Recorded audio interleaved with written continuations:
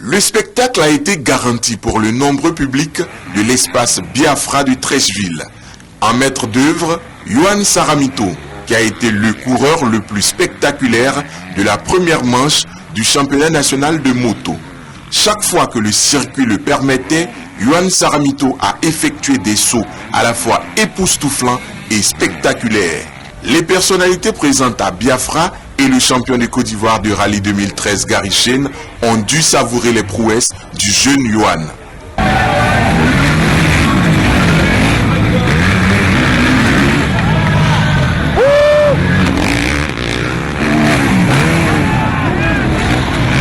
Yohan Saramito n'a pas fait que remporter la première manche du championnat de moto. Il a su apporter de la variation à sa course. Depuis l'âge de 12 ans, je fais de la moto, j'ai 20 ans aujourd'hui, donc j'ai beaucoup roulé dans ma vie et je maîtrise un peu quoi. Depuis la saison dernière, Yohan Saramito est dans l'ombre de son cousin Kylian Saramito et de Sylvain Matonnet. S'il décide de disputer toutes les manches du championnat, il peut être un sérieux prétendant pour le titre. Le champion de Côte d'Ivoire en titre était attendu pour l'ouverture de la saison de moto en Côte d'Ivoire. Tête de poule du groupe A, Kylian Saramito est à la hauteur de son palmarès. Il domine les deux manches de la poule A en étant chaque fois le premier à finir la course. Kylian Saramito semble donc dans de très bonnes dispositions et motivé pour démarrer la saison comme il a terminé. Mais en finale, le champion de Côte d'Ivoire a du mal à s'exprimer dans la meute de coureurs sur un circuit pas assez ouvert. D'abord coincé, Kylian Saramito perd la tête de la course. Dans sa remontée, il est victime d'une chute. Kylian Saramito se relève et repart. Mais ses concurrents directs, Sacha Vigneron et surtout Yohan Saramito, ont déjà fait le trou. Le champion de Côte d'Ivoire 2013 finit tout de même sur la troisième marche du podium.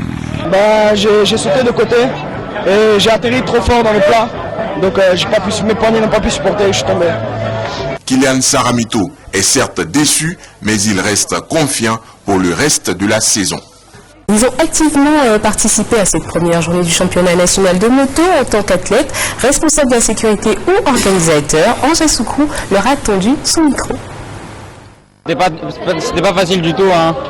J'avais beaucoup de stress. Je pensais être dans les 3 premiers, je pensais pas être premier du tout.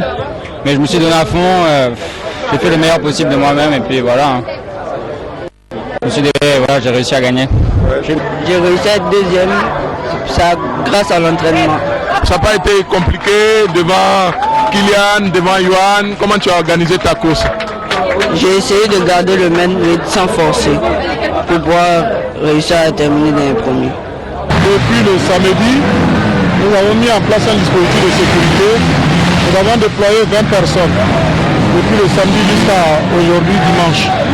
Et donc nous avons quadrillé tout le secteur, tout le circuit, afin d'éviter des dérapages, afin que des personnes ne pénètrent sur la piste.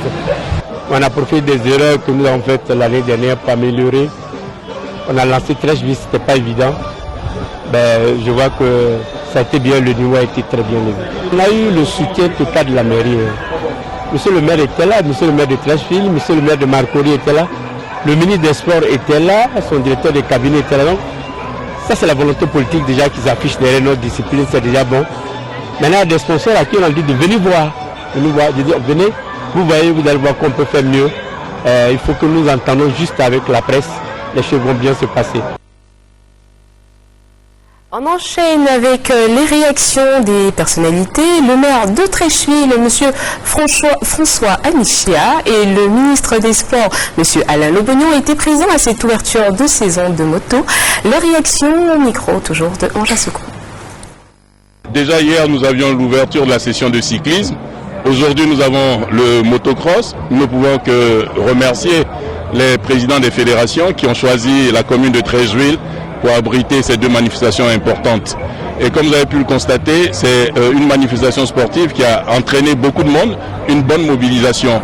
La moto est un sport mal connu des populations de Treichville. Je crois que c'est un moyen pour nous de vulgariser cette manifestation. et puis espérer que des jeunes de Treichville pourront monter eux aussi une écurie pour qu'à la prochaine édition, on ait une représentation de jeunes de la commune de Treichville.